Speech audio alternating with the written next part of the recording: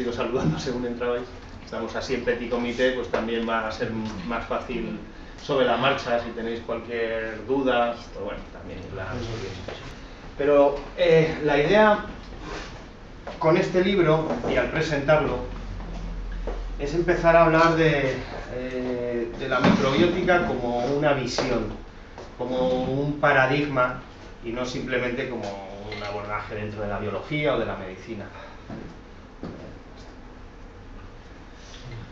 Vamos a empezar definiendo la microbiótica, que se refiere al estudio y aplicación de las relaciones simbióticas de interdependencia. Cuando hablamos de relaciones simbióticas estamos hablando de las relaciones que se dan entre distintos organismos que son mutualistas, son de dependencia mutua, de relación y colaboración.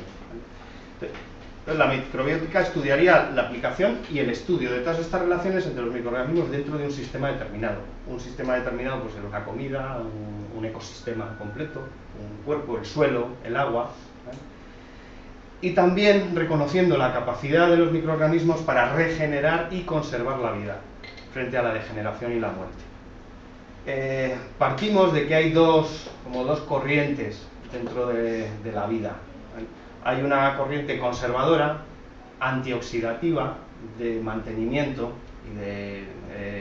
y de ¿cómo se dice?, desarrollo de la vida, y hay un aspecto que es destructivo, de degradación, oxidativo y de desintegración y muerte, ¿vale? Estos dos aspectos están en equilibrio continuo dentro de cualquier ecosistema. Entonces, hay una capacidad básica de los microorganismos que forman la biosfera de mantener esas relaciones simbióticas y, por tanto, mantener la vida frente a la degeneración y la muerte. La microbiótica, como decíamos antes, es una palabra nueva, no existe como tal en el diccionario. Sí existe la microbiología, o dentro de la biología, el estudio de los microorganismos. Lo que pasa es que la microbiología, como otras ciencias dentro vamos a decir, más convencionales, estudia determinada bacteria, determinado microorganismo y como mucho estudia sus interacciones con el medio cercano e ignora las interrelaciones con el resto de microorganismos de ese medio y, por supuesto, con las interrelaciones globales. Entonces, por eso se creó esta palabra para intentar incluir algo que llevan haciendo muchos investigadores, en concreto un biólogo español que se llama Máximo Sandín, que ahora mencionaremos alguna cosa de él, que es puntero en esta visión microbiótica. La microbiótica también habla de la relación simbiótica. Si estamos hablando de que hay una relación simbiótica en lo más básico, que son los microorganismos que fundan los ecosistemas, esa misma relación debiera existir replicada también a nivel macro, como organismos, como sociedades, etc. También hablamos de la microbiótica como un movimiento creativo, porque recuperar esta visión también tiene que ver con aprender de los microorganismos y ver cómo ese bagaje, ese legado lo podemos usar incluso en nuestras relaciones sociales y económicas. Ahora veremos cómo. ¿Vale? Bueno, este libro es fruto de un intento de encontrar distintos profesionales en multitud de áreas, biólogos, médicos, psicólogos, hasta chefs de cocina, ¿vale?, agricultores, que comparten una visión común, o que compartían una visión común, pero cada uno lo estaba desarrollando en su campo de actuación. Entonces están desde Lynn Margulis, hay como 15 autores. Luego echáis un vistazo en el libro y veis la biografía de cada uno. A mí me tocó hacer un capítulo que es precisamente el que tiene que ver con la psicología simbiótica. ¿Cuáles son las relaciones entre la psicología, del mundo emocional y psicológico, y este mundo microbiótico? Bueno, hay tres programas básicos de la vida. Uno, parte de que la vida tiende a la conservación y multiplicación. No hay una tendencia autodestructiva que solo de una forma azarosa a veces se convierte en sostenibilidad, sino que la vida tiende a la conservación y multiplicación. Recordemos que este planeta hace unos cuantos miles de millones de años era un cúmulo de volcanes en erupción, con una atmósfera cubierta de gases como metano, muy poco propicia para la vida tal como la entendemos. Y ahí se empezaron a desarrollar determinados microorganismos que consiguieron cambiar esas condiciones vitales y generar la base sobre la que se ha creado toda esta inmensa biodiversidad que conocemos, ¿vale? Incluyendo varias extinciones colectivas que ha habido a lo largo del tiempo, luego ha vuelto a regenerarse, ¿vale? O sea, ahí parece que hay un programa que tiende hacia la conservación, hacia la multiplicación y la conservación de los ecosistemas. La vida tiende al cambio y la evolución, tiende al desarrollo, a la complejidad y a crear nuevas formas cada vez más capaces de adaptarse de nuevas maneras al medio. Luego también se habla de que la vida es una relación entre la simbiosis y la competencia, lo que os hablaba antes de ese eros y tánatos, como se traduciría en términos psicodinámicos, que llevado a lo biológico habla de que en cualquier ecosistema los organismos tienden a la cooperación, se ponen de acuerdo, de tal manera que lo que uno desecha puede ser el alimento de otro. Entonces se crean relaciones mutualistas o simbióticas cuando, además de una colaboración, hay una interdependencia. Frente a otro tipo de relaciones que son de competencia. El más fuerte se come al más débil, ¿vale? Entonces hay un equilibrio entre estas dos formas de relación, ¿vale? Pero para la evolución, y esto es algo subrayable, es más relevante la cooperación, la simbiosis, que la lucha, competencia. Lo subrayo porque esto directamente atenta contra uno de los principios fundamentales del neodarwinismo, en el que está basado todas las ciencias biológicas, que ahora mismo todavía sigue siendo como el paradigma aceptado, ¿no? En general. Vamos a partir de una cosa, que los microorganismos rigen la evolución de la vida, son los que empezaron a crear la vida a partir de un medio hostil y, por tanto, son nuestros aliados. Que no se nos olvide un pequeño detalle. En un metro cúbico, da igual que sea de aire, de tierra o de mar, hay más microorganismos que seres humanos sobre el planeta, ¿vale? Y si nos planteamos todo el planeta, creo que se ha hecho un cálculo que no recuerdo bien, pero se habla de que hay como 5 por 10 elevado a 30 microorganismos en el planeta. Con otras palabras, 10.000 millones de veces más que estrellas en el universo, ¿vale? Solo en este planeta. Bien. Entonces, alguien decía que si pintaran de azul a los microorganismos del planeta, la Tierra parecería azul directamente, ya no como el planeta azul que hablamos por el reflejo de los mares. Entonces, de hecho hay 3 grandes teorías evolutivas que se han formulado en paralelo a la teoría que conocemos de la evolución darwinista, que parece que es el único credo. Curioso que en cualquier ciencia se habla de que hay modelos que pues, van refinándose, discutiéndose y cambiando. Pero el modelo darwinista de la evolución se ha quedado como un dogma irrefutable. Y desde hace bastantes décadas hay muchos científicos precisamente trabajando en otras líneas. Y una es Lynn Margulis, una de las coautoras del libro, que es la teoría de la simbiogénesis. Ahora vamos a describirlas un poco más. Hay otra básica de Jefferson y Rosenburg, que es la teoría del holosimbionte. Y por fin, como último ejemplo, de Bonnie Basler, que es discípula de Lynn Margulis. No sé si sabe, Lynn Margulis es una bióloga que falleció recientemente, muy reputada, y de las que más ha hecho por ir un paso más allá del paradigma darwinista. Que, como decía antes, de Bonnie Basler es la teoría del quorum sensing, o del quórum sensitivo. Bueno, ahora veremos qué quiere decir.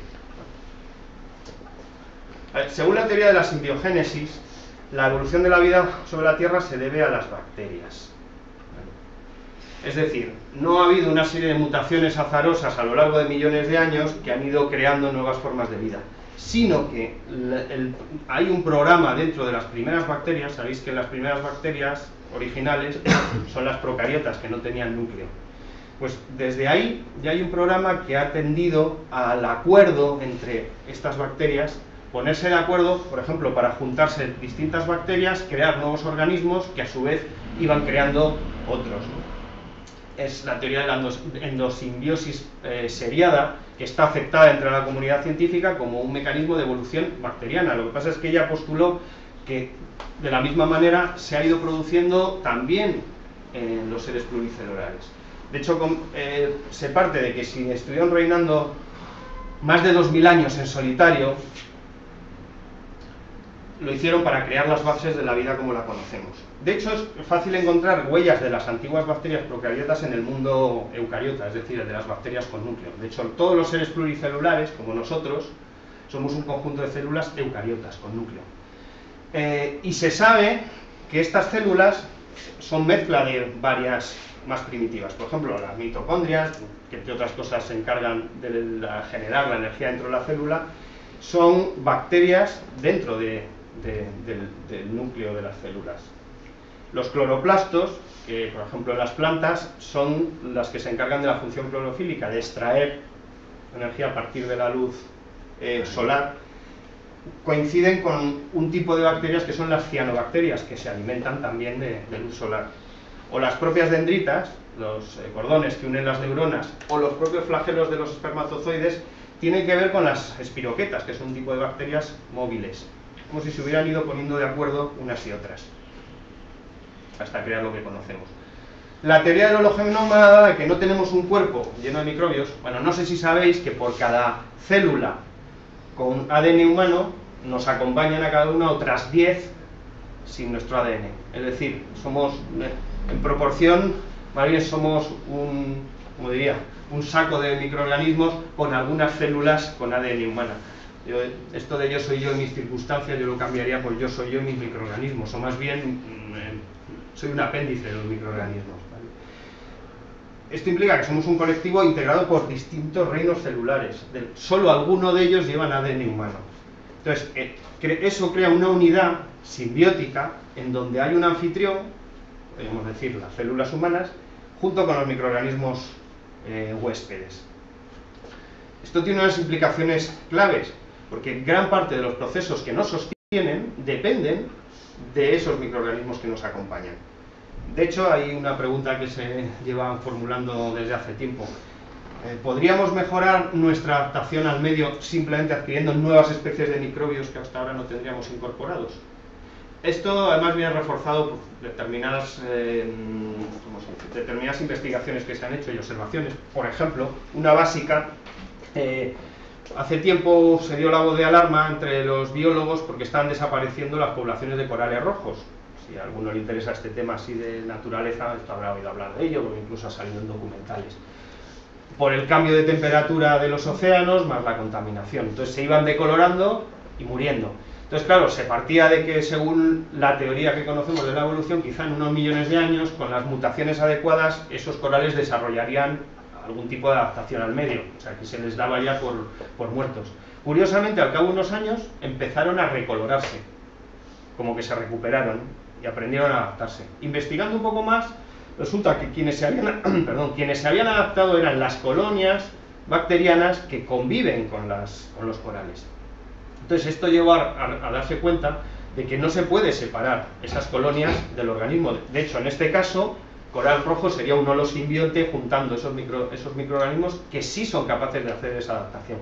Las implicaciones de esto, de cara al ecosistema, son claves.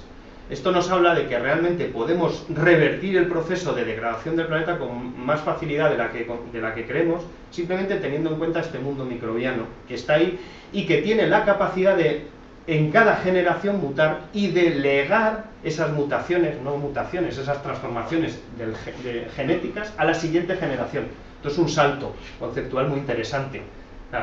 No es que el ADN cambie azarosamente y no sabemos cuánto, sino que puede cambiar en cada generación. Eso es lo que hacen las bacterias y legarlo a la siguiente generación, que es lo que se hizo en el caso de los corales. Ese cambio, a partir de que lo hicieron las bacterias, lo siguieron haciendo las siguientes. La teoría de Bonnie Basler de la detección del quórum habla de algo que se lleva investigando mucho tiempo y fascinante. Parece que las bacterias, como organismos unicelulares, son capaces de comunicarse entre ellas con un lenguaje químico bastante complejo. Por ejemplo, hay unas colonias de bacterias luminiscentes en el océano que en determinados momentos, sin saber exactamente cómo, sí se sabe por qué. Porque así llaman la atención y son devoradas por determinadas especies de cetáceos especialmente. Pues cuando llega un momento empiezan a encenderse. Claro, y no es que se encienda una, como si se enciende una y de repente se enciende en extensiones inmensas del océano toda una inmensa colonia de bacterias. creo que con un fenómeno que debe ser increíble, ¿no? Por las noches. Entonces, esto implica una forma de comunicación, ¿vale? O sea, ya existe comunicación desde ahí. No son unos seres que van por libre, más o menos erráticos, sino que ya hay programas comunes. Lo cual implica que pueden llevar a cabo tareas complejas que no harían si fueran individuos aislados. Y ya empieza a marcar si hacen eso, ¿no estarán también poniéndose de acuerdo precisamente para generar esa biodiversidad que conocemos? Vale, hay algo, nos han educado en una cultura antimicrobiana. La mejor bacteria es la bacteria muerta, ¿no? De hecho, estamos hartos de productos que ponen en su publicidad, y además como señalándolo, su poder bactericida. Los productos de limpieza en nuestras casas son tóxicos potentísimos, que tienen una cualidad interesante. Se cepillan todas las bacterias, todos los microorganismos que hay en nuestro ecosistema habitacional, sin tener en cuenta que solo un 0,05% de esas bacterias pueden llegar a ser patógenas, y solo cuando están en desequilibrio. Y se cepilla el otro 99,9% que son necesarias para la vida y para el sostenimiento incluso de nuestro sistema inmunitario. También estamos atiborrados de antibióticos. Un antibiótico es una sustancia que arrasa con lo vivo, con todo microorganismo que se pone delante. No es selectivo, ¿vale? Eso es importante, porque a veces nos dicen, bueno, la camosilina, que es para determinadas cepas, no sé qué, no sé cuánto. Sí, puede ser para determinadas cepas, pero de paso todas las benéficas las arrasa.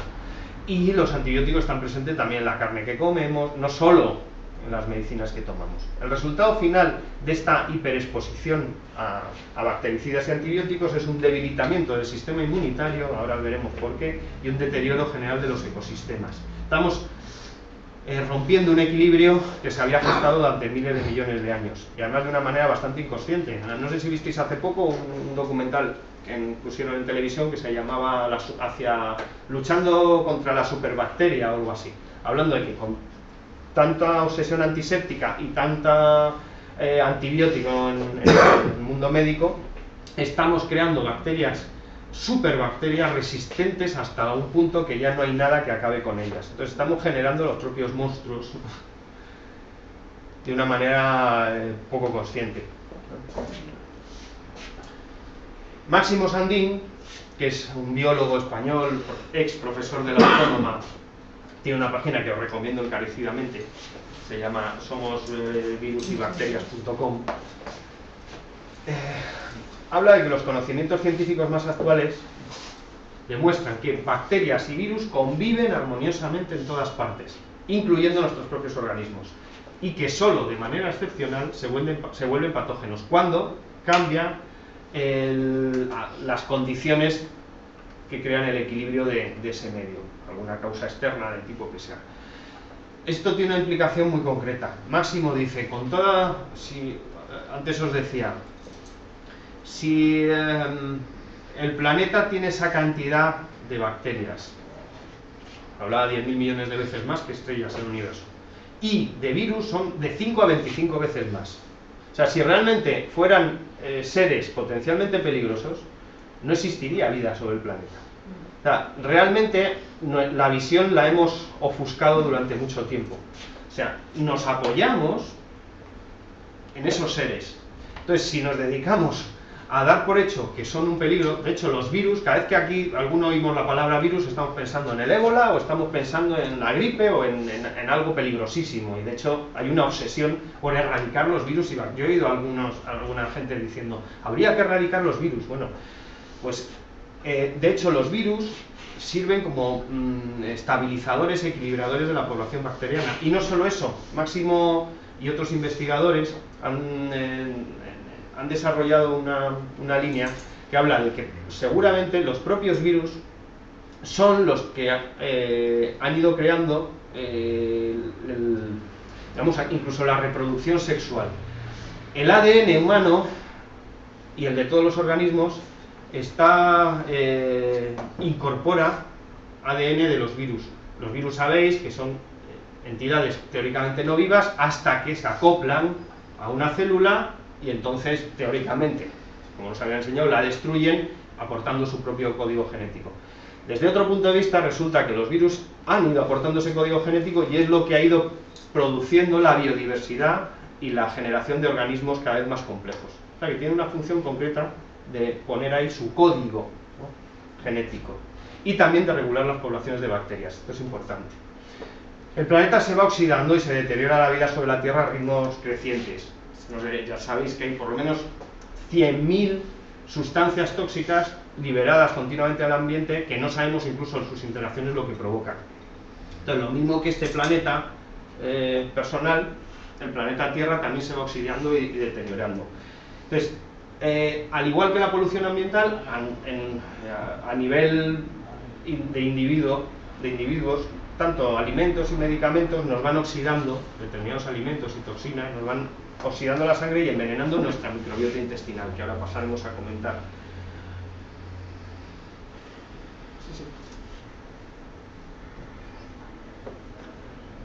Resumiendo, la microbiótica, como visión de interrelación global partiendo del mundo micro, tiene dos dimensiones. Una exterior, que tiene que ver con cómo utilizar esta visión y las relaciones simbióticas de los microorganismos para solucionar las demandas del hábitat y del medio ambiente. Y luego una interior, que tiene que ver con la búsqueda de la salud a través de la nutrición y la investigación terapéutica de la microbiota humana.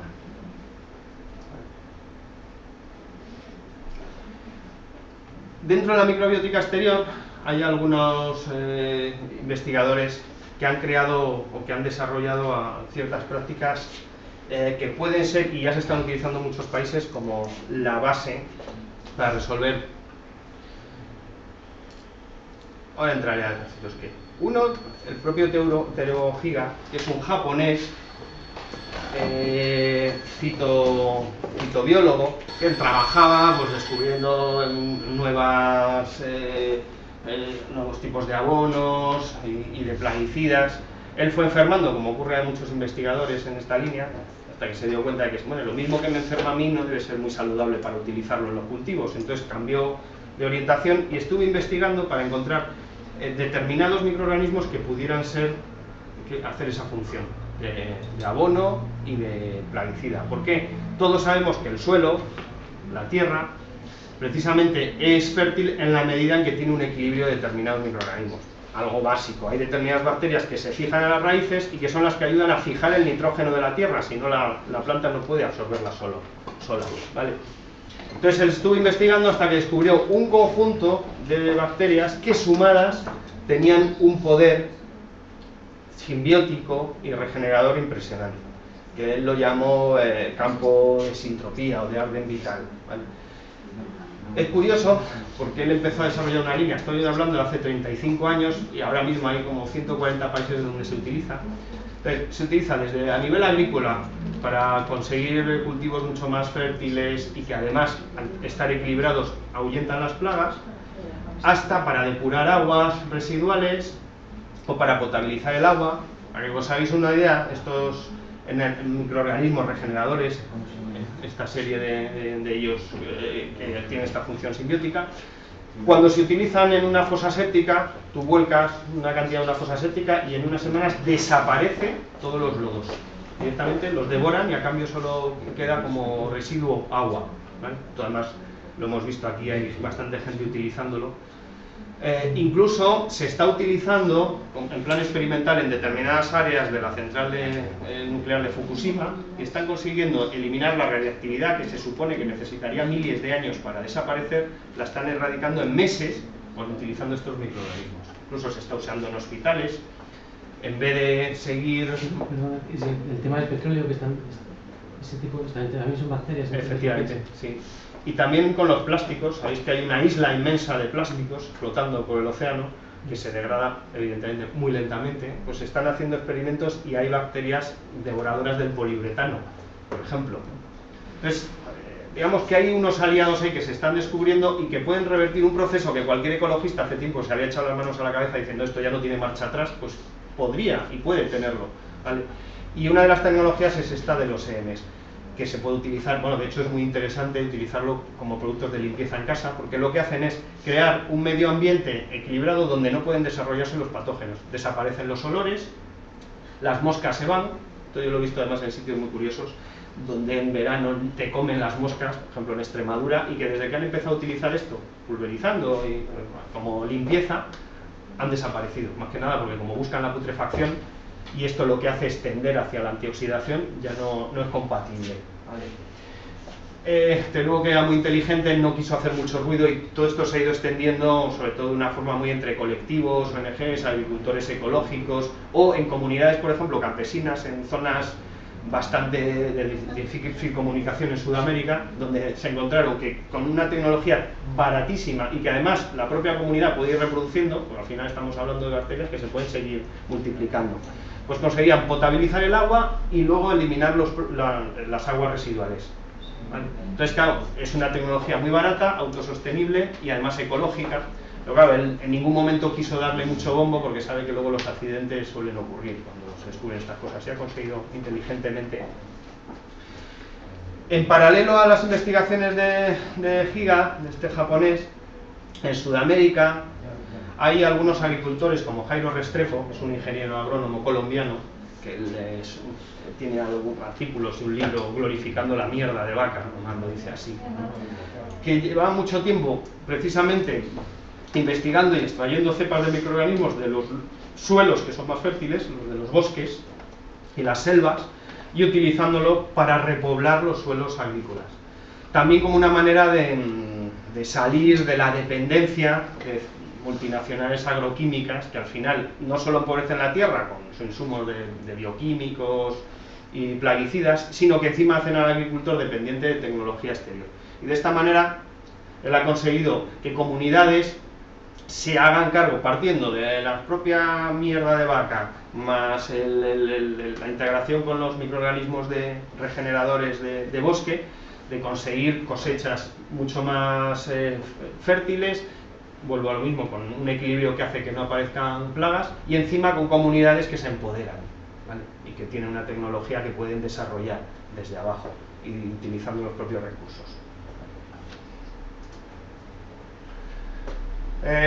Si decíamos que hay 10:1 es la proporción de microorganismos respecto a nuestras células, el 90% a su vez de esos microorganismos están en el intestino, y es la famosa flora intestinal o microbiota, ¿vale? Después de que se investigó el genoma humano, me parece que se desvelaron sus secretos, pues nos hemos encontrado con que se ha hecho una glorificación de la genética como la cura, la solución a todos nuestros males. Claro, nos estamos olvidando del 90% de lo que interviene en nuestra salud.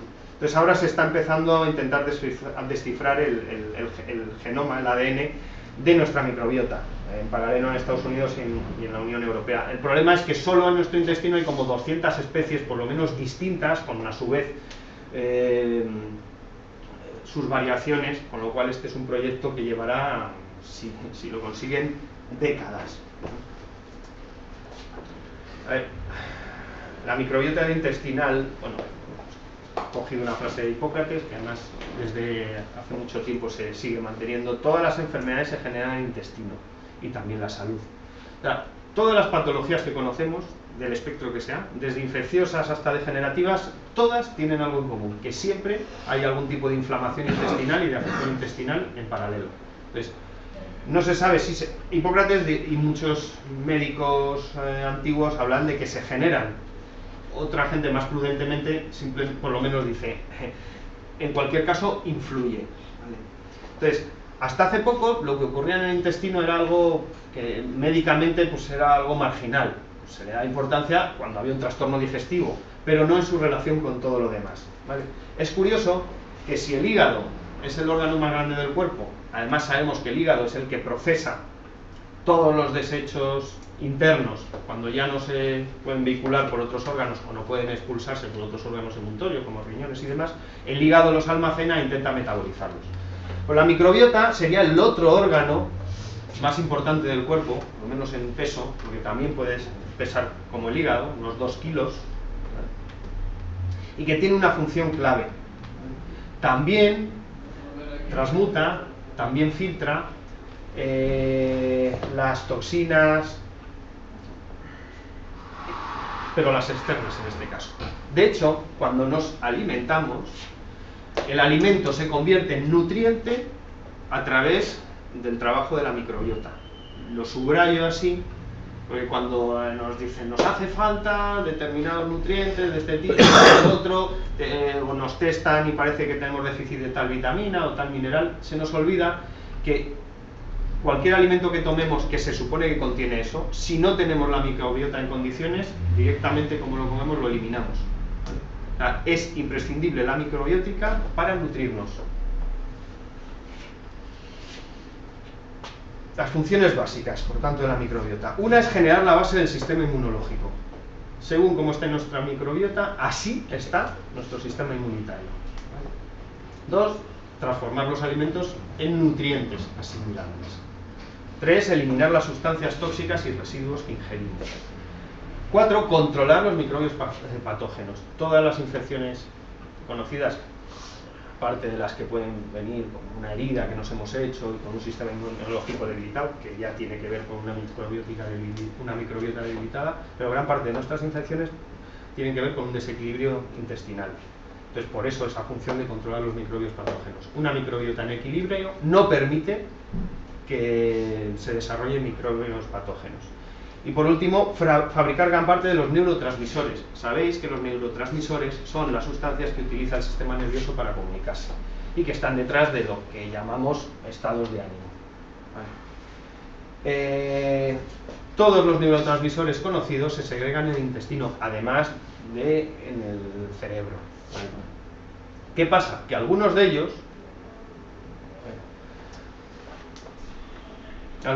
como la serotonina, que no sé si os suena, porque últimamente se habla mucho de toma alimentos con serotonina para elevar el estado de ánimo, los famosos antidepresivos que se utilizan ahora de nueva generación, su función es ser inhibidores de la recaptación de serotonina. Es decir, le dicen a los receptores de la serotonina en el sistema nervioso que no la reabsorban para que siga circulando y así que no baje el estado de ánimo.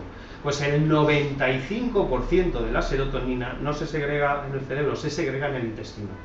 El 50% de la dopamina, que está detrás de mecanismos de aprendizaje, de refuerzo, pero también niveles bajos están detrás del Parkinson, y niveles muy altos detrás de la esquizofrenia. El 50% se segrega en el intestino, y así todos los neurotransmisores conocidos. ¿Vale? Bueno, ahora entraremos un poco más en detalle con esto. Muy resumido, sabemos que determinadas condiciones que alteran la microbiótica, que eso implica desde el estrés hasta ciertos tóxicos que ingerimos, una alimentación inadecuada, que ahora entraremos a detallar un poco más, todo eso, alimentos desnaturalizados, todo eso afecta a la microbiota. En el momento que la microbiota está mermada, y en esta cultura nuestra, el 95% de la gente tenemos la microbiota afectada, eso cualquier médico lo sabe, ¿vale? ¿Qué ocurre cuando pasa esto? Que entonces tenemos una escasa absorción de micronutrientes, por lo cual podemos estar muy bien alimentados, pero efectivamente acabamos estando desnutridos. Empiezan a proliferar bacterias patógenas, al tener el campo libre, porque las adecuadas no están presentes, pues se desarrollan las que no convienen. También parásitos, o algunas, por ejemplo, no sé si a alguno de aquí le suena la candidiasis, que es un hongo que empieza a aparecer, a medrar y da un montón de sintomatología, desde psicológica a física, ¿vale? Pues la cándida siempre están con nosotros. ¿Qué pasa? Solo empiezan a desarrollarse y a invadir más de la cuenta, dejan de estar en equilibrio cuando la microbiota está afectada, ¿vale? Pues cuando ocurre todo esto, la permeabilidad intestinal cambia. La microbiota está en simbiosis con el intestino, ¿vale? Cuando la microbiota está afectada, el intestino empieza a perder parte de sus funciones y absorbe tóxicos que no debía, proteínas sin llegar a digerir que tampoco debía, y un montón de sustancias que al llegar al intestino llegan a la sangre y a través de la sangre a todo el organismo. ¿Qué pasa? Que inmediatamente el organismo empieza a defenderse y ahí empiezan muchas enfermedades que consideramos ya habituales. Por ejemplo, las alergias en general, ¿no? Desde procesos asmáticos a dermatitis o muchas intolerancias y alergias alimentarias, o problemas básicos como el colon irritable, estreñimiento crónico o diarreas inmanejables, y muchas enfermedades autoinmunes que curiosamente en nuestra cultura cada vez hay más. O sea, algo que antes era muy escaso empieza a ser cada vez más habitual, desde esclerosis múltiple a muchísimas enfermedades que tienen que ver con procesos autoinmunes. ¿Por qué? Porque nuestro sistema inmunitario llega un momento que pierde el norte con toda esa invasión de toxinas que pasan la barrera de una microbiota afectada. Así que si conseguimos, nuestras células viven en un medio que sería como ese mar primordial, que sería la matriz extracelular, ¿vale? Esa matriz extracelular está contaminada por todo esto que hemos comentado, entonces las células empiezan a perder la capacidad de absorber los nutrientes que necesitan, como si tú dejas un pez en un mar hipercontaminado, no tiene manera de acceder al alimento. Y a la vez no pueden desprenderse de los desechos, ¿vale? Entonces, para aumentar la vitalidad de nuestras células, debemos, primero, aumentar los micronutrientes en nuestra dieta. Si necesitamos determinadas vitaminas, tienen que llegar de verdad a las células. Y para llegar de verdad a las células, tienen que ser a través de una microbiota adecuada. Y, por tanto, regenerando esa microbiota. Entonces, la nutrición simbiótica es un enfoque que desde hace unos cuantos años ha surgido precisamente para tener en cuenta un tipo de dieta y un tipo de cuidado que tenga a la vez, que considere a la vez el bienestar de nuestro cuerpo y de los microorganismos que lo habitan, ¿vale? Por ello, conviene aportar suplementos nutricionales, que por un lado contrarresten esa carga oxidativa. Todo esto que os he comentado implica degeneración celular, o sea, todas estas toxinas, más el estrés, más estos nutrientes que no llegan, estos alimentos que no pueden convertirse en nutrientes y no eliminarse en condiciones, empiezan a ser un trabajo extra para el organismo, ¿vale? Entonces nos van oxidando y además van creando cada vez más una acidificación. ¿Sabéis? El balance ácido-alcalino en nuestra sangre es clave. Cuanto más acidificados estamos, más van degenerándose nuestras células, ¿vale? Entonces, una fuente básica de acidificación tiene que ver con esa microbiota que deja pasar lo que no debiera. Entonces, nos convienen determinados suplementos que empiezan a ser poco habituales, como vitaminas, probióticos. Los probióticos son los microorganismos que regeneran la flora intestinal. Aminoácidos, oligoelementos, minerales. O sea, se pone mucho énfasis desde pequeños en la importancia de los macronutrientes, que tengan las proteínas, los hidratos de carbono y las grasas equilibradas. Y se olvida la importancia clave de los micronutrientes. Tú puedes tener muy equilibrada tu comida en macronutrientes que, como no estén presentes los micronutrientes, o aunque nuestra comida los tenga presentes, no los podamos asimilar, enfermamos, ¿vale? Los alimentos fermentados, que en todas las tradiciones siempre habían estado presentes. La kombucha, que es una especie de refresco hecho a base de té y azúcar en fermentación con un hongo, no sé si os suena la kombucha, está muy rica. El kéfir, si os sonará, pues la kombucha es una especie de kéfir de agua, para entenderlo, bueno, de agua, de té, ¿no? Una bebida refrescante muy interesante para el intestino. El chucrut, en Centro Europa, vamos, sobreviven al exceso de salchichas y gracias al chucrut, que es col fermentada, ¿vale? Los fermentados tienen una cualidad, son probióticos y tienen una característica muy importante. Tú coges un alimento, por ejemplo la col con la que se va a hacer el chucrut, mides cuáles son sus nutrientes y antioxidantes y demás, de recién cogida la huerta, pues está estupendo. Lo fermentas y al cabo de unos cuantos meses, bien fermentadito, ya destapas el bote y inicias el chucrut, que es eso, como col fermentada, ácida, col ácida exactamente, tiene más nutrientes que recién cogida de la huerta. O sea, la fermentación no solo conserva, ¿os acordáis de lo que hablamos al principio de esas dos tendencias? Hacia la conservación o hacia la putrefacción.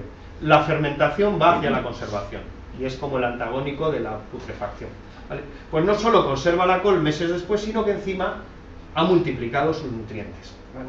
Por eso, por ejemplo, en culturas como la japonesa y la asiática en general, pero especialmente en Japón, adoran los fermentados.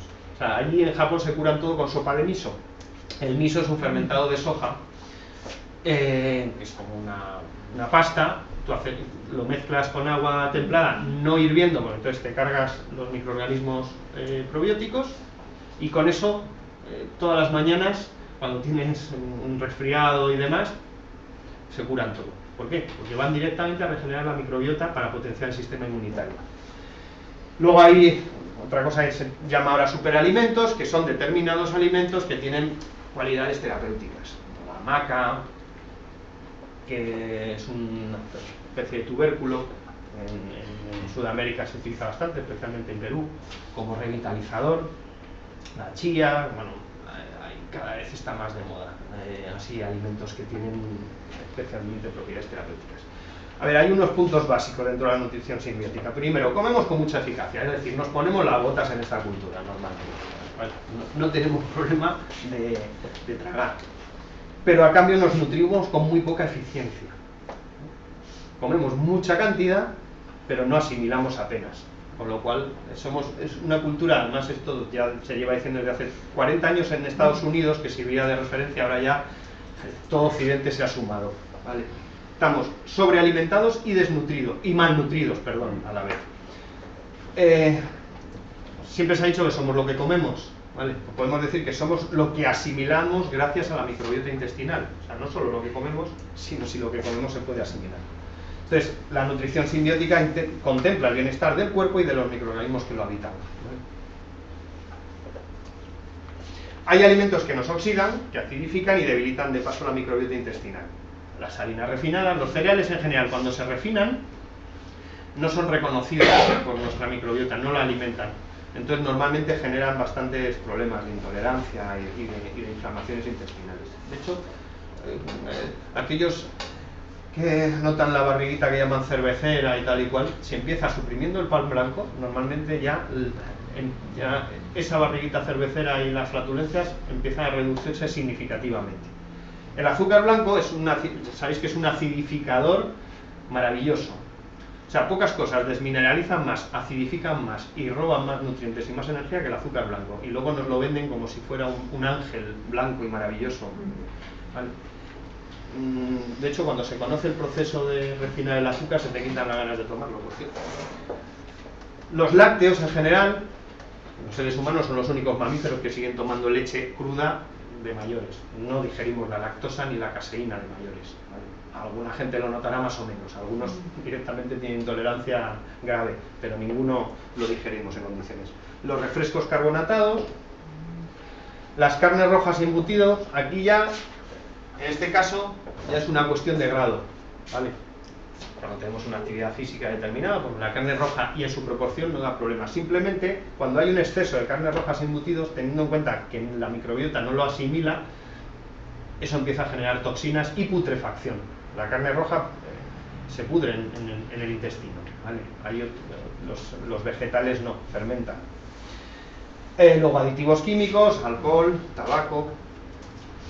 Hay alimentos que antioxidan, que hacen lo contrario, que alcalinizan y por tanto también fortalecen la microbiota. Frutas, verduras, cereales, legumbres o fermentados. Siempre siendo ecológicos integrales. Bueno, el detallito de lo ecológico es obvio por estas cuestiones. Cuando te tomas un arroz integral, si no es ecológico, además te tomas los pesticidas con los que está sazonado. Entonces, claro, lo que haces por un lado, pues no sabes si lo estás perdiendo por otro, ¿vale? A ver, los simbióticos, resumiendo, son prebióticos más probióticos. Es decir, son alimentos que tienen la parte prebiótica. Un prebiótico es un alimento que alimenta a la flora intestinal, ¿vale? Y un probiótico son microorganismos que la regeneran. Entonces, hay algunos que se conocen, los fructooligosacáridos, que son oligosacáridos de cadenas largas y son hidratos de carbono complejos. Por ejemplo, los cereales integrales, ¿vale? La fibra de los vegetales en general o la cáscara de los cereales. Y los probióticos, que aportan nutrientes y contienen microorganismos. Determinadas frutas y verduras, la uva, que está muy de moda, además en este país que se cultiva tanta, pues se le da mucho bombo a los antioxidantes de la uva y y demás. Algunas, es que las coles en general tienen mucha tendencia a estar en simbiosis con microorganismos que son útiles para la flora intestinal, ¿vale? Los germinados y los fermentados en general, ¿vale? Algunos tradicionales, todos conocemos el queso, el yogur. De hecho, a ver, el pan mismo es más asimilable porque parte de una fermentación con la masa madre, ¿vale? Por eso es más digestivo. La harina no la podríamos comer así, a menos que la cociéramos, ¿vale? Pero también los picles, que son este tipo de combinaciones, ¿cómo se dice?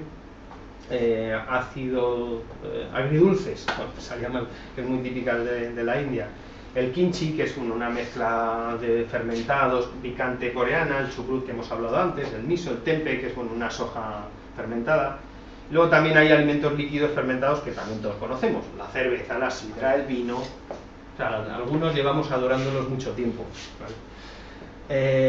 Bueno, el yogur, el tepache, bueno, que es un derivado con la cáscara de la piña se hace una bebida riquísima. Primero te comes la piña y luego la cáscara la reutilizas para hacer, fermentándola, una bebida refrescante de fermentación no alcohólica, por cierto.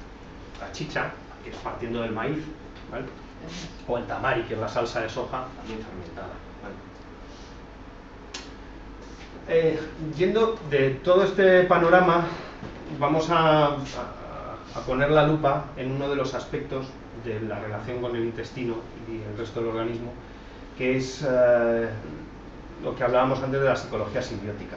A ver, al intestino se le viene a llamar el segundo cerebro, bueno, especialmente desde que Michael Gerson, que era un neurobiólogo, publicó un libro en el 98, que todavía no está traducido al castellano, que se tituló The Second Brain, porque se dio cuenta de que en el intestino, bueno, hasta hace relativamente poco se consideraba que solo teníamos materia gris en el cerebro, que por tanto no solo la sede de la razón, sino de los procesos nerviosos en general estaban en el cerebro. Y luego se ha descubierto que también tenemos materia gris en el intestino y en el corazón.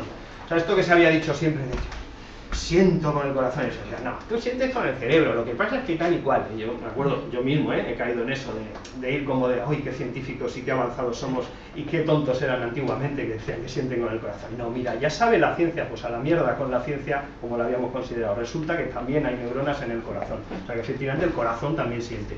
Y el intestino, de hecho, tiene 100 millones de neuronas tapizándolo, ¿vale?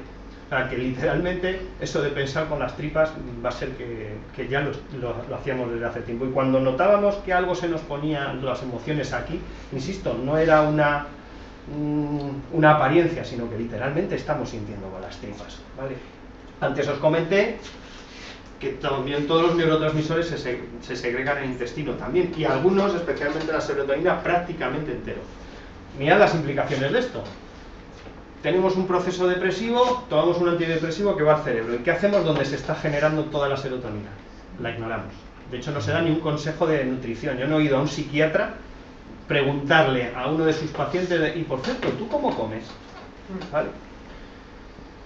También las benzodiazepinas, o sea, el lorazepam, el transilin, o sea, los barbitúricos y ansiolíticos que tomamos, así en plan químico, también se segregan en el intestino. O sea, aquí tenemos una fábrica de aquellos productos que regulan nuestras emociones, curiosamente. Entonces, la psicología simbiótica intenta incluir ese segundo cerebro y sus relaciones con el primero, y con la microbiota intestinal y la dieta y el comportamiento, ¿vale? A ver, y esto que voy a mencionar hasta ahora, todo tiene abundante investigación detrás, aparte de que tenga abundante experiencia, porque creo que todo lo que vamos a contar ahora, todos lo conocemos por experiencia, pero bueno, parecía que era como algo acientífico, ¿vale? A ver, gran parte de las dolencias físicas habituales, trastornos depresivos o ansiedad, o algunas del desarrollo como autismo, trastornos de déficit de atención, todas tienen un elemento común. Hay distintas etiologías, distintas posibles causas y distintas cosas que pueden distinguir, pero lo común en todas es que hay una inflamación intestinal crónica en todos los casos, debido, en principio, a mala alimentación o al desequilibrio de la microbiota intestinal. Por ejemplo, es clásico reconocer como niños con problemas de autismo es fácil que sus madres también tengan problemas digestivos. También es curioso que entre hermanos se encuentran determinadas bacterias presentes en el intestino de los niños autistas que no están en sus hermanos, digo bacterias patógenas, y una disbiosis o un desequilibrio intestinal en el autista que no estaría también en los hermanos, ¿vale? Ahí es bastante reconocido el trabajo de la doctora Natasha Campbell McBride, que ella habló de un síndrome del intestino en la psicología, porque después de trabajar durante años con cientos, ella estaba especializada en psiquiatría infantil, después de trabajar con cientos de niños, con problemas de autismo, de teórico trastorno de déficit de atención, también casos de esquizofrenia, de depresión, el espectro más amplio de dolencias psiquiátricas. Durante muchos años y cientos de casos encontró en todos era común un problema intestinal, en todos. Entonces ella sistemáticamente empezó a trabajar con probióticos y cambiando la alimentación, aparte de con otros abordajes, claro, dependiendo del caso.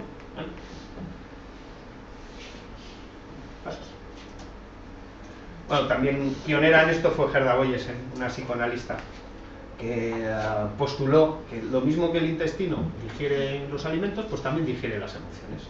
Y entonces encontró que muchos problemas emocionales, cuando no son adecuadamente resueltos, se quedan en el intestino, y ella diseñó pues un tipo de masaje que apretando las tripas y además guiándose por los sonidos y por cómo se movían y las reacciones de la persona, iba ayudando como a digerir, a ver, todos esos metabolitos y sustancias residuales de los estados emocionales, el cortisol que va quedando perenne en estados de estrés continuo y tal, todo eso tiene que acabar procesando el intestino. Ya tuvo ahí una... Entonces luego, bueno, lo combinaba con un masaje terminado y técnicas bioenergéticas. Entonces, este aspecto del funcionamiento intestinal, que es no solo como digestor de alimentos, sino como digestor de emociones, lo llamó psicoperistasis, ¿vale? Todo esto que voy a comentar son investigaciones que vienen del 2000 para acá, ¿vale? Pues, por ejemplo, en la Universidad de Cork, en Irlanda, hay un departamento de psiquiatría que lleva años trabajando con este tema del segundo cerebro, y han acabado acuñando un término que es psicobiótico para describir a ciertos microorganismos que cuando se ingieren en las cantidades adecuadas producen un beneficio para la salud en pacientes que tienen alguna dolencia psiquiátrica. O sea, utilizando microorganismos como psicofármacos, ¿vale? En Estados Unidos se hizo un estudio también encontrando que hay un bacilo muy concreto, el Lactobacillus rhamnosus, que se utiliza en determinados probióticos y tal, que tiene bastante buena prensa. Se ha encontrado que regula el comportamiento emocional, reduciendo la corticosterona que está inducida por la ansiedad y comportamientos depresivos. De hecho, ellos descubrieron que las bacterias pueden llegar a ser complementos terapéuticos en trastornos relacionados con el estrés, como la ansiedad y la depresión, ¿vale? En el Hospital Universitario de Copenhague hicieron un estudio de, creo que eran 72.000 personas a lo largo de muchos años, y encontraron que sistemáticamente todo el que tenía un indicador en la sangre que implica un tipo de enfermedad inflamatoria, o sea, cuando hay una agresión aparece una inflamación. Por eso todo esto que hablamos de déficits en la microbiótica implican una inflamación intestinal y por tanto un estado de defensa de todo el cuerpo. Cuando hay estos rasgos inflamatorios, curiosamente, esto aumenta el riesgo de depresión de 2 a 3 veces. Es más fácil estar en un estado de ánimo deprimido cuando tienes algún tipo de inflamación, especialmente intestinal, ¿vale? Entonces, también otros investigadores en Canadá encontraron que cuando hay alteraciones en la composición microbiana, cuando hay desequilibrio en la microbiota, esto inflama el intestino y además implica también como efectos secundarios ansiedad y depresión. Bueno, esto es de hace muy poquito tiempo, unos investigadores húngaros que aparte de su propia investigación hicieron un repaso de toda la literatura científica que había al respecto, encontraron que la depresión podía ser una manifestación neuropsiquiátrica de un síndrome inflamatorio crónico. Esto está relacionado con el trabajo que hicieron en la Universidad de Copenhague, que mencionaba antes. O sea, cuando hay depresión, casualmente siempre hay un síndrome inflamatorio. Ahora, si es causa, ¿qué es causa de qué? No se sabe, pero al menos sí sabemos que siempre está presente. Entonces, literalmente, si bajamos la inflamación, que de hecho eso encontraron, dando probióticos, sustancias que tienen estos microorganismos regeneradores, con ciertas vitaminas, como la B y D, y el omega 3, que son todos antiinflamatorios de algún tipo, encontraron que se mejoraban los síntomas de depresión. Y por fin, este es un estudio que se hizo en Francia, dos grupos de voluntarios, a uno se les dio suplementos probióticos o placebo. Después de 30 días encontraron que los niveles de estrés psicológico, o sea, midieron depresión, ira, hostilidad, ansiedad y solución de problemas, todos mejoraron significativamente más en el grupo que tomó probióticos frente al grupo placebo. Todo esto corrobora algo muy básico. Este segundo cerebro, además, algo que descubrió el Michael Gerson fue el nervio vago, que es el que comunica el intestino con el cerebro. Se sabía que ese nervio tenía una función de relacionar, pero se partía de que eso es lo que hace que cuando tienes una obsesión o un disgusto muy grave y estás dándole vueltas, pues eso interrumpe y modifica a nivel gástrico. Ya, pues lo que él descubrió es que de cada 10 comunicaciones entre el cerebro y el intestino por ese nervio, 9 son del intestino al cerebro. Es decir, él empezó a desarrollar la visión de que eso, dices, pues cuando estás especialmente irritable, nervioso y ansioso, pues tiendes a desarrollar una úlcera porque tiende a prosperar más la clostridia, que es un tipo de bacteria que está detrás de las úlceras. Pues él decía, pues igual es al revés. Precisamente el que haya medrado esa clostridia, merced a que igual hay un desarrollo intestinal, eso es lo que está igual provocando la ansiedad, la irritabilidad, o sea que igual habría que darle la vuelta al fenómeno o al menos darse cuenta que es bidireccional, ¿vale? Así, a modo de conclusiones, podríamos resumir que la microbiótica lo que pretende es dar instrumentos para recuperar ese equilibrio y autonomía interna y externa, a nivel de ecosistemas y a nivel de nuestro propio ecosistema. O sea, por un lado, a través de la nutrición simbiótica en el interior, la medicina bacteriológica, la psicología simbiótica y todos esos abordajes que tienen esta visión común microbiótica. Y en el exterior, a través de los microorganismos regeneradores, que no hablamos antes, del Teurogiga, o de los microorganismos nativos de bosque de la agricultura regenerativa, y también con una visión, en vez de antimicrobiana, bacteriológica. Es decir, vamos a colaborar con lo micro, en vez de considerarlo el enemigo, y en vez de hacer, como alguien comentaba, como hacemos también a otros niveles, ¿no? Sociales, de repente consideramos a un colectivo potencialmente enemigo, lo que nos ponemos es a confrontar y a intentar eliminarlo. Otra visión es, ¿tenemos capaces de crear relaciones simbióticas a nivel social, de manera que creemos sociedades donde todos podamos prosperar?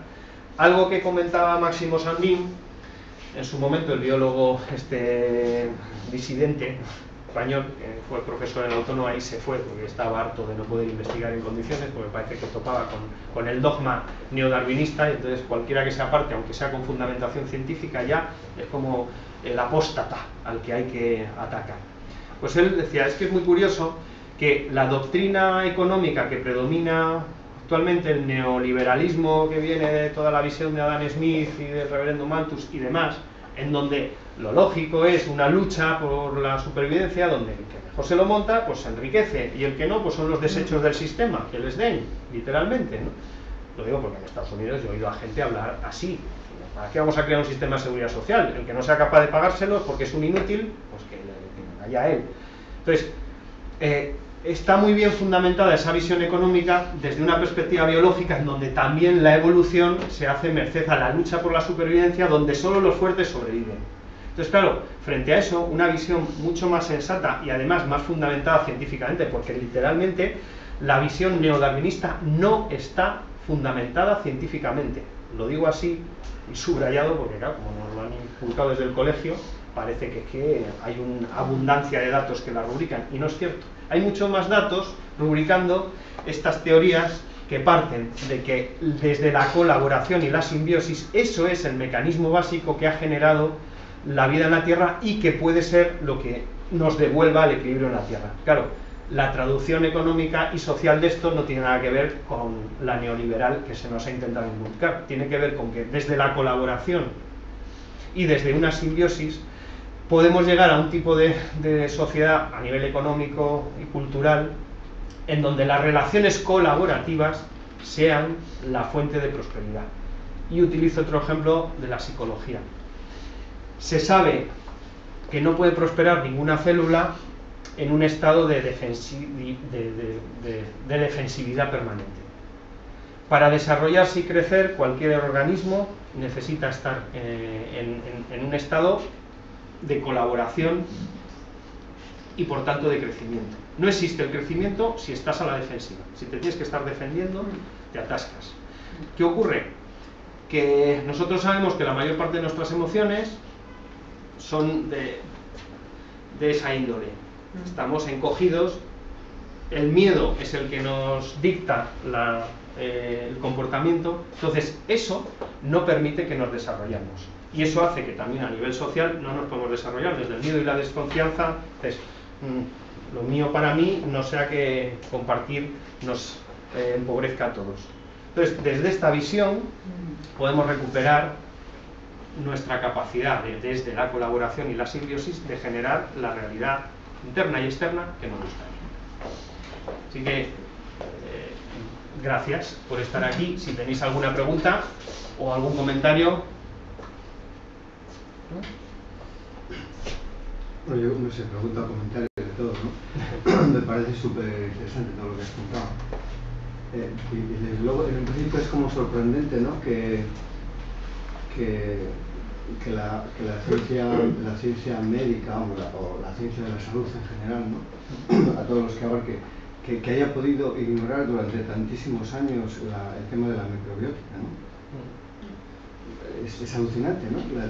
La importancia que tiene hasta llegar a tener hasta llegar a ser un segundo cerebro, vamos, en definitiva. Y luego una cosa que me sorprende es lo que, o sea, es un tema. Dices que la comunicación entre el cerebro y el intestino es el nervio vago, ¿no? Entonces yo conozco algún caso de alguien que le ha seccionado el nervio vago. Eso es una putada muy importante, ¿no? ¿Qué tipo de repercusiones puede tener eso? Sí, a ver, sí, porque antes, como no se tenía ni puta idea, pues, que no sé qué, como habría... Por cierto, ¿y para? ¿Para? No lo sé, yo sé que se lo han hecho, por lo menos sé de 2 personas que se lo han hecho, ¿no? Se lo hicieron por, no sé, algún tipo de alteración que tenía o lo que tuviera. Y entonces como se recurre con tanta facilidad a la cirugía, ¿no? Que es una burrada, venga, a quitarle el vago. Pero las consecuencias deben ser salvajes, ¿no? Oye, por de pronto es más difícil esa homeostasis, ese equilibrio al faltar comunicación. Sí. Luego, a ver, el organismo es muy sabio y busca otras vías, a través del sistema nervioso autónomo. Me imagino que buscará otras salidas. Busca otras vías. Entonces, pero bueno, de partida, además es un absurdo, porque es claro, como seguramente igual había determinados problemas intestinales que estaban afectando la función cerebral o viceversa. Entonces, bueno, cortamos aquí y muerto el perro se acabó la rabia. Lo que pasa es que seguramente con el tiempo han desarrollado algún tipo de patologías también. Por eso te preguntaba para qué se había hecho, por curiosidad. Yo diría, no sé, yo la persona que conozco puede ser algún trastorno de personalidad que podría tener, pero no sé si ya tenía previamente o se desarrolló a raíz de eso o se puso peor. Es que es interesante porque, por ejemplo, cuando hay inflamación intestinal decíamos que también hay desarreglos a nivel del sistema nervioso central. Entonces, claro, pero una manera de evitarlo es la comunicación, claro, entonces, de esa manera igual se suprime, digamos, esa señal de aviso. Lo que pasa es que igual se derivará a otros lados, seguirán teniendo igual problemas físicos, o sea, que igual se acentuará, por ejemplo, cierta sintomatología a nivel inmunitario, por ejemplo. O sea, de alguna manera derivará eso.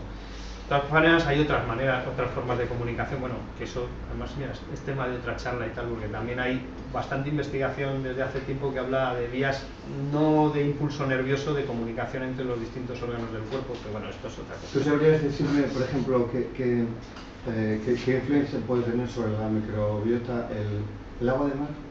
Tú no sé si sabes que hay países o hay lugares que donde la gente toma agua de mar. Sí, sí. El agua de mar tiene todos los elementos de la tabla periódica, no, ¿no? es muy saludable. Por lo cual no tiene que ser.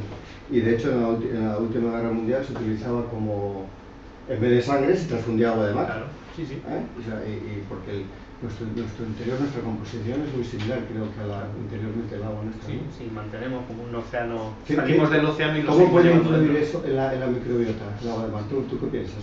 O Sí, a ver, decirme que... digamos que todo aquello que favorece, vamos a decir, un entorno favorable.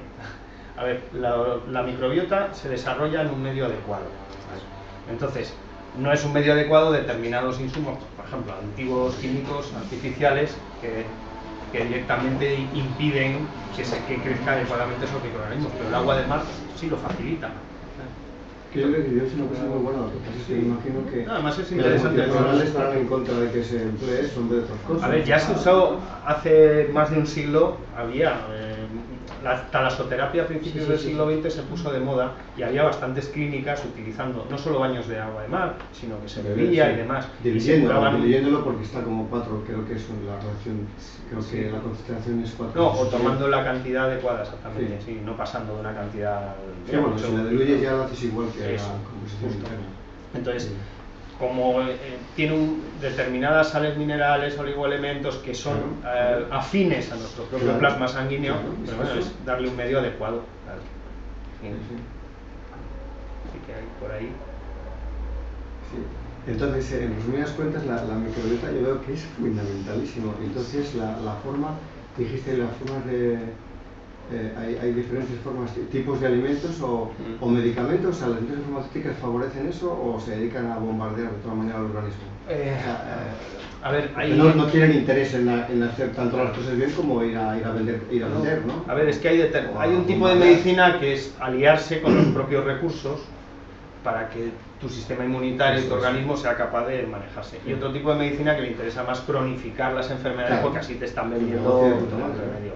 Entonces, a ver, sí hay laboratorios, pero vamos a decir independientes, que están trabajando en esta línea. Por ejemplo, nosotros hace tiempo utilizamos unos probióticos que son, yo le llamaría superprobióticos, porque hemos visto además el efecto, yo lo he utilizado además con gente con distintos problemas, no solo físicos y psicológicos, y con mínimas dosis hay cambios impresionantes, pero claro, son laboratorios que no vienen de la industria farmacéutica precisamente, ¿vale? Claro. Entre otras cosas porque es incorporar algo, en este caso pues unas bebidas, como unos zumos que incluyen el prebiótico, el probiótico, más determinadas plantas que además tienen un efecto mineralizante y también tienen determinados efectos, porque bueno, a ver, que aquí hay mucha más tela. Mira, dentro de este tema microbiótico hay algo que le podemos llamar la fitoterapia fermentativa, que tiene que ver, y esto hay un grupo aquí en España, que es este laboratorio que comento que nosotros llevamos utilizando lo que hace algún tiempo y que ahora están lanzando una serie de cosas, pues que descubrieron que cuando tú combinas ciertas cepas de microorganismos, en este caso unos que les pasó como al japonés, una combinación de ellos que tienen un poder especial simbiótico que hace que se multipliquen los efectos que cuando se toman por separado, ¿no? Con enzimas y levaduras también. Pues cuando eso lo juntas con determinadas plantas, extrae los principios activos de las plantas de una manera mucho más eficiente que con tinturas alcohólicas, con decocción, como en las tisanas, ¿vale? Y con otros medios así más físicos. Porque además es una fermentación a baja temperatura. Entonces atrae más los principios activos y luego hace que esos principios activos se asimilen mucho mejor por el intestino. Entonces, pues en un solo zumito, pues estás consiguiendo muchos efectos, además de una manera colaborativa, que lo mismo es terapéutico, que es algo que regenera mínimo la flora intestinal y demás. Claro, muy barato, porque estás combinando muchas cosas con una dosis mínima, y con algo que se puede incorporar y que en la dieta de cada uno. Y que claro, ese tipo de cosas, digamos que fortalecen, revuelven el equilibrio, te hacen más autosuficiente, entonces son interesantes para gente que cree en la salud, pero no para quien cree en el negocio. Pero si son para eso que me interesa, claro. Claro, el negocio de la salud Como el agua del mar. Exactamente, claro que está ahí. Me interesa. Claro. Sí, tengo que ir, no sé, tengo que me gustaría quedar. Pues nada. No me doy cuenta. ¿Tenéis algún otro comentario? Bueno, muchas gracias por tu charla, súper mega interesante. Y un apartado en cuanto a un alimento básico de todos los días y que yo intento comer integral, pero creo que es igual, es el pan. Tú, personalmente, ¿qué pan comes? Porque, bueno, Pues no como pan. No, eso le voy a que no comes pan, afirmativamente, vamos, no, así, no comes pan. No, hombre, a ver, que decir, si ahora me voy a tomar un bicho de tortilla, me como No, digo pan. que No, pero... en tu dieta de Eso. diario has visto que la harina es tan veneno como los lácteos. Claro. A ver, también es que hay un tema que además esto hace muchos años pues, me lo inculcó un indio Hopi, cierto, hablando de la memoria, claro. Soy muy admirador de los Hopi. Ah, vale. Muy bien. Este hombre que estaba andando por ahí haciendo la revolución de las 10.000 cocinas y hablando de que cada uno si se hace cargo de su alimento y además recupera la memoria del alimento, él habla de que los granos hay que consumirlos enteros, por ejemplo. Entonces, en cuanto separas eso, de la cáscara, el gluten, de la harina, de tal, pues entonces ese alimento pierde su memoria.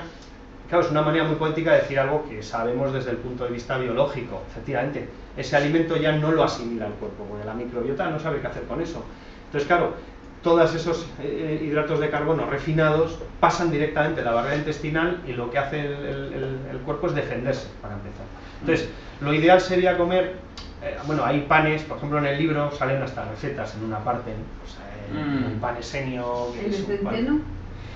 Es que el centeno, a ver, hay una teoría que dice que los cereales se han estado mutando durante tantas generaciones que ahora tienen, o sea, los cromosomas del cereal original tienen poco que ver con los cromosomas de los cereales que ahora consumimos, excepto algunos, sobre todo más primitivos, como la escanda, o la espelta, o el camut, o la quinoa, el amaranto, todos estos cereales que vienen de Sudamérica, ¿no? O sea, hay mucho, el arroz, por ejemplo, lo tolera todo el mundo, no da problemas.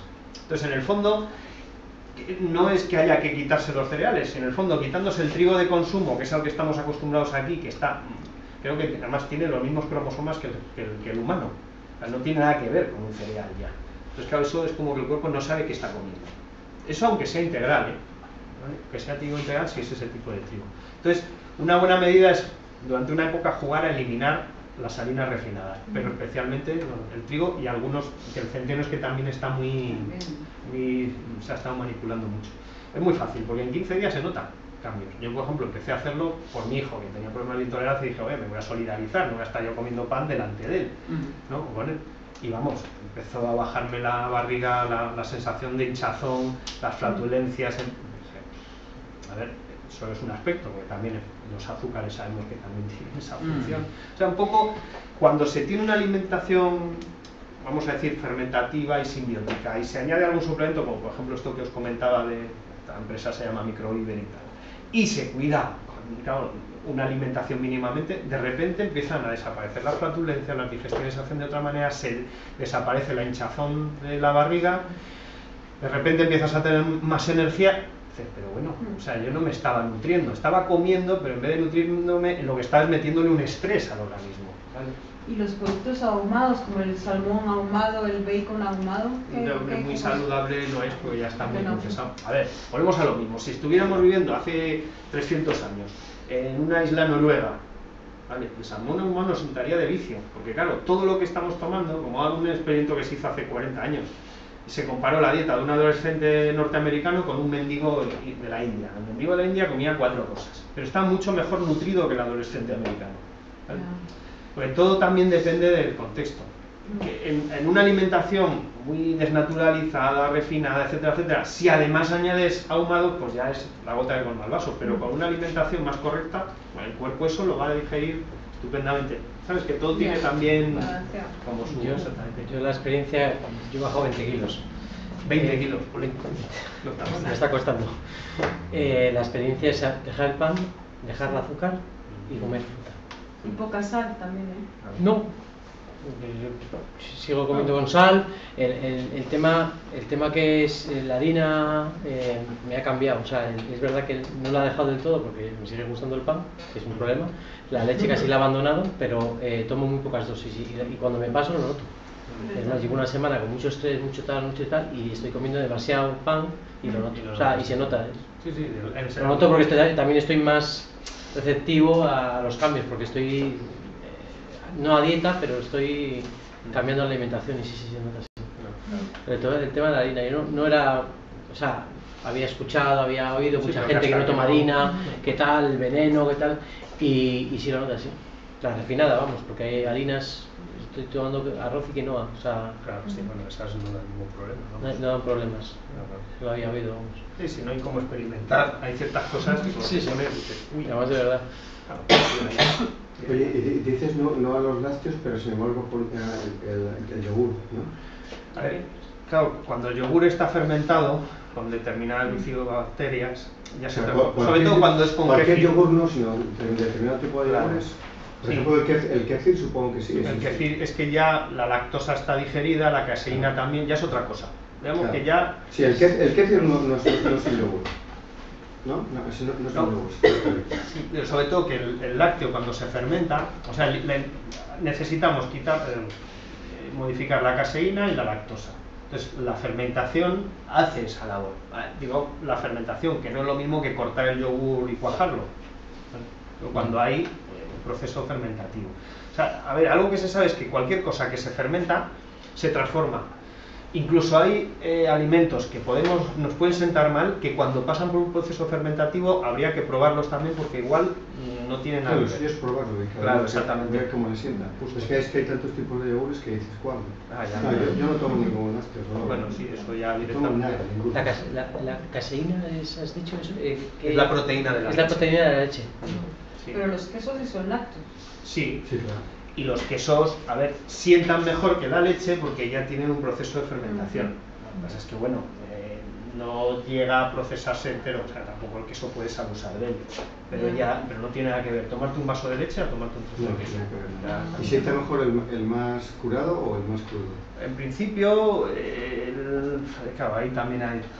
Cuando está muy curado, pues hombre, también es más fuerte digerir ya por otras cuestiones, ¿no? Sí, sí. Luego hay algunos, como el queso picón, que eso debe ser una sinfonía de bacterias, que eso tiene que ser una maravilla. Vamos. Que tiene que ser una maravilla. Sí, Claro. que tiene que ser bueno eso, sí. Hombre, a ver, es que cuando, por ejemplo, tomas ciertas cosas así, tomas el kimchi, ¿no? Que tiene nosotros- hongos, además, es que se Claro, lo come. exactamente. Entonces es bueno, entonces. Claro, es que es muy curioso porque se adora desde hace mucho tiempo ciertas transformaciones. En España siempre han gustado mucho los encurtidos, que las aceitunas son un fermentado, ¿vale? Y los encurtidos también, lo que pasa es que se han sustituido por meter las cosas en vinagre, que no es lo mismo.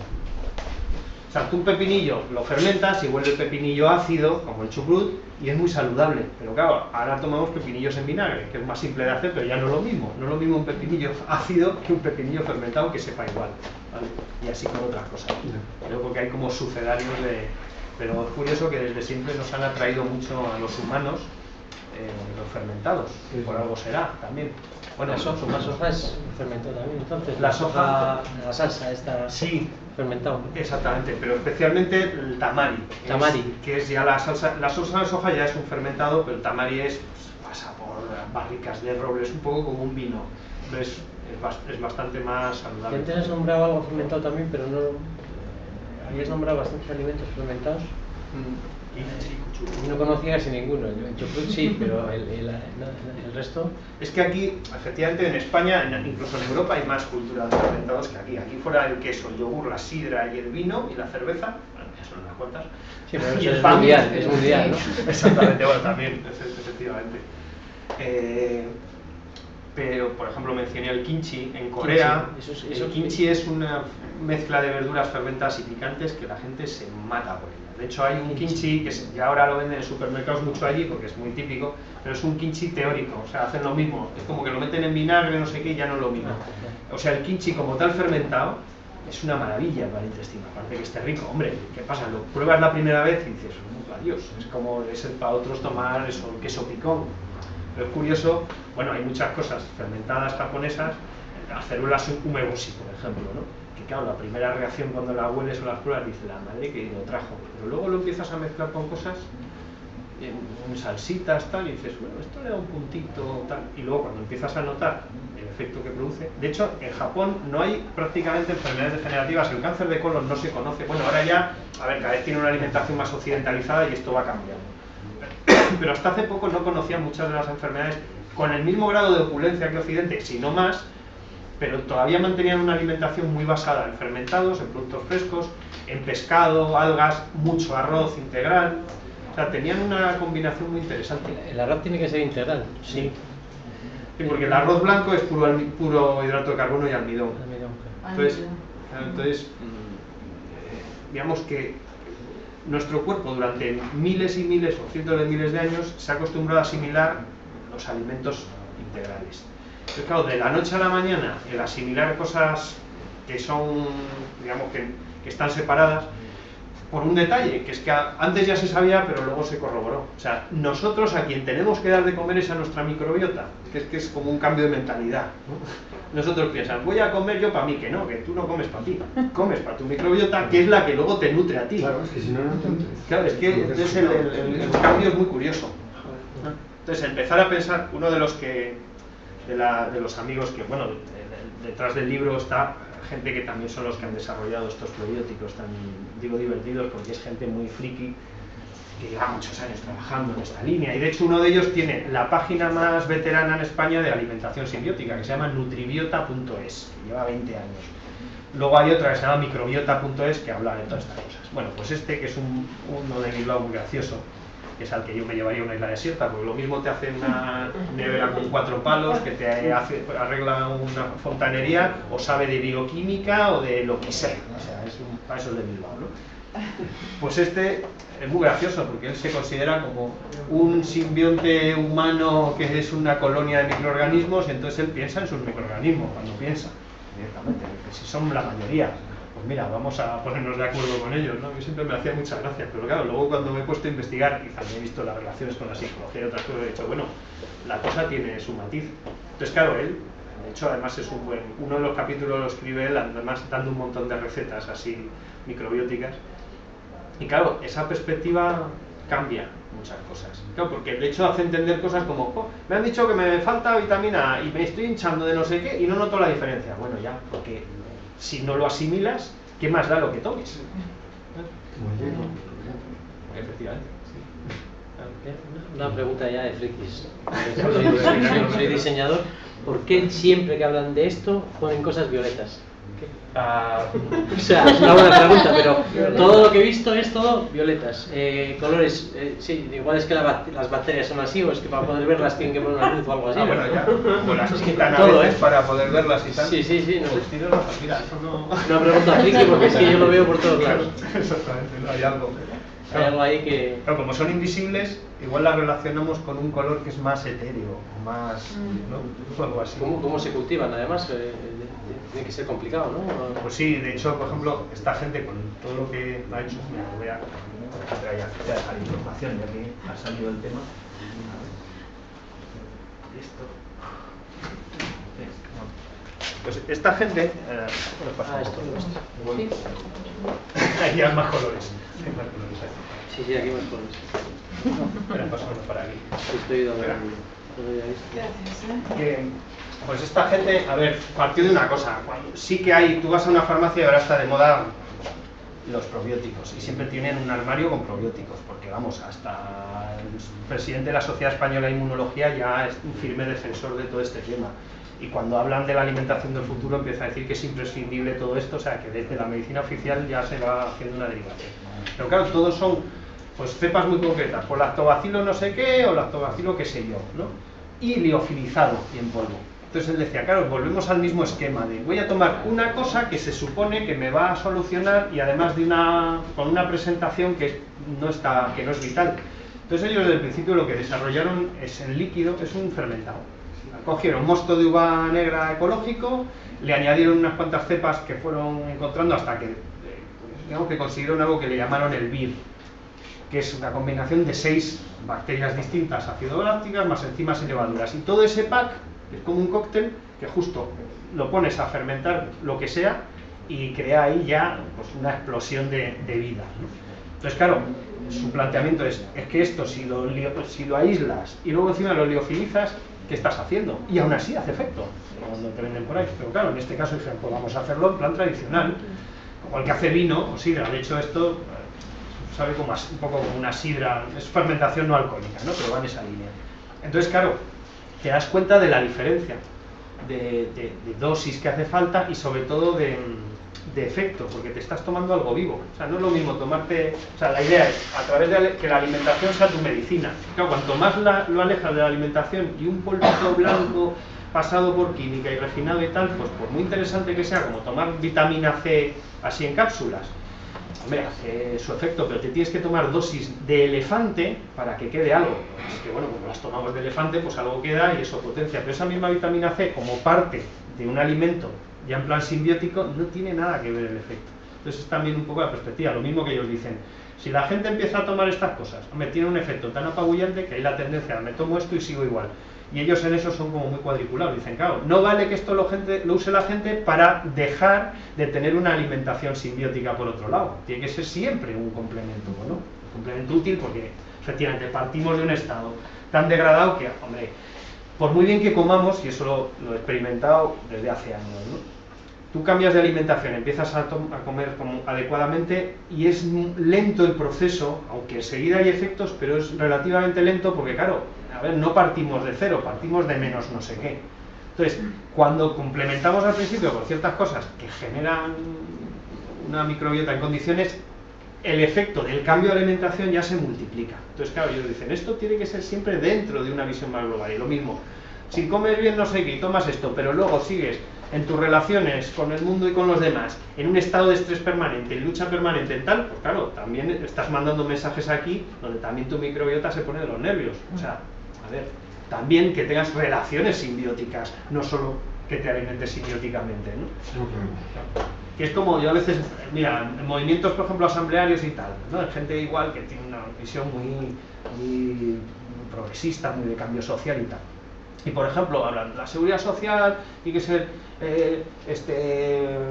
universal, gratuita, no sé qué, no sé cuánto digo. Pero no se cuestionan algo tan básico como que tú puedas elegir el tratamiento. Es como cuando tú te manifiestas para que te den subvenciones para pagar a una multinacional los pesticidas y los agroquímicos, se están riendo de nosotros directamente. Cuando todos defendemos la sanidad pública, pero luego no nos cuestionamos un modelo de sanidad que solo engorda a las farmacéuticas, digo, a ver, que tendríamos que tener una visión más global, es decir, no, efectiva sanidad pública, pero además pudiendo elegir una sanidad que vaya dirigida a la salud de la gente. Por ejemplo, en España el abuso de psicofármacos es brutal, hasta la OMS lleva dando toques a España desde hace tiempo. ¿Por qué? Porque aquí cualquier médico de cabecera lo primero que te dice es tómate un Lesatin, un no sé qué, no sé cuánto, ¿no?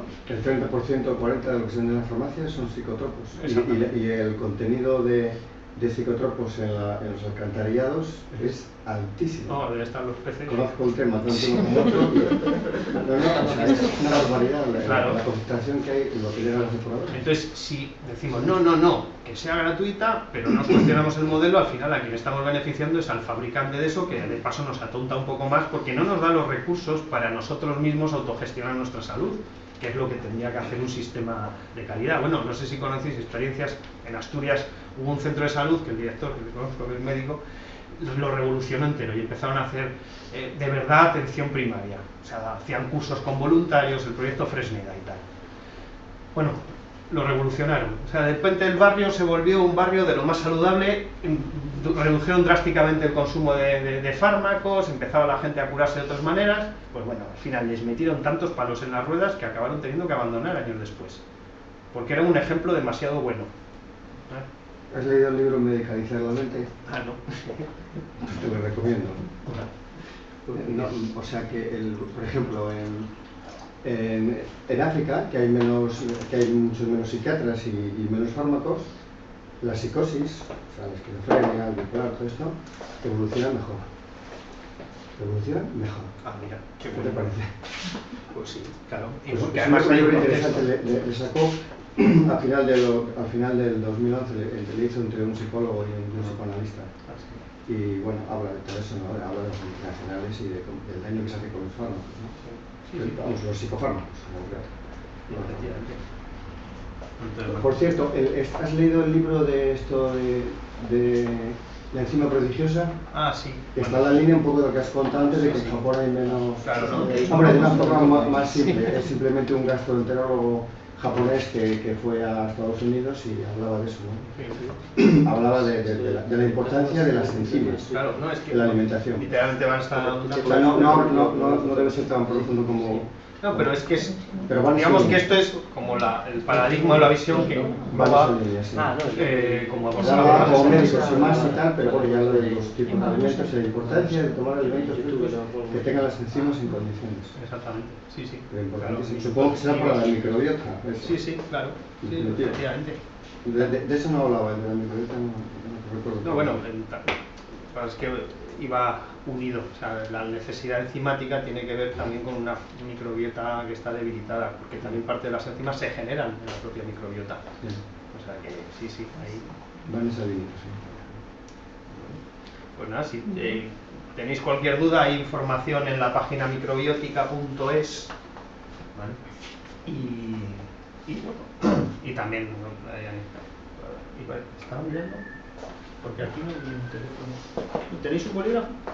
¿Ese libro está en ebook o está en ebook y en papel? Para apuntarlo en el... Sí, para apuntar, es que ahí viene un teléfono, pero de paso pues para apuntar. ¿El ebook cómo se consigue el ebook? Una referencia, ¿El ebook cómo se cualquier consigue? pregunta. Pues cada uno, el que se quede cada uno con un yo que pongo así, que es pues un 942 049403. 9403. ¿Cómo se consigue en ebook? Sí. Pues métete en microbiótica.es y ahí igual. Ahí se podrá descargar, claro, no sé. Sí, luego eso remite a la página de la editorial, me parece que es donde tienen la opción. Está sacado por un montón de profesionales, por lo que veo ese libro, ¿no? O sea, que todo lo que es lo interesante, lo de juntarse varios No, y además profesionales, y no solo uno. En el proceso de la que Porque uno solo- estaba escribiendo mi capítulo, pues también me iban mandando de Tú otros. eres psicólogo, ¿no? Sí. Ahí somos Entonces todos. vamos, ¿Cuál es? que cada uno de los capítulos también depende de los intereses más de cada uno. Pero algunos por sí mismos ya son un pequeño manual. Porque le interesa el tema de la agricultura ecológica desde otra perspectiva, el artículo de Jairo Restrepo es chapó. Desde el tema médico, biológico y tal, pues lo mismo, los artículos de Máximo Sandín, bueno, el propio de...